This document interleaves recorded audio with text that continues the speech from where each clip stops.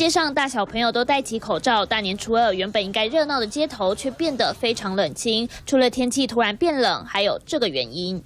澎湖医院外贴起公告，提醒曾经前往中国的民众，如果出现发烧症状，得千万要在门外的，就怕抵挡不了武汉肺炎的病毒威力。除了台湾本岛已经出现确诊病例，澎湖三种25号通报2名疑似是武汉肺炎患者，其中1名11岁女童，这个月11号到18号期间，曾经和家人到苏州玩，返台后发烧到38.7度；另1名38岁的患者，也在日前从中国回澎湖后出现咳嗽、发烧症状，而女子家人也被列为追踪名单。有没有觉得怕？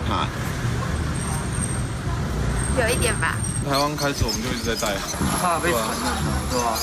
我觉得还好呢，我根本不知道，就怕看不到病毒借由传染途径侵入自己体内。虽然澎湖三种谨慎将2人接触的相关人士收治在负压隔离病房，检体也在26号送到台北检验。新型冠状病毒威力不容小觑，民众除了避免到人多的地方，还是戴起口罩比较安全。三立新闻吴婉瑜、叶维香澎湖报道。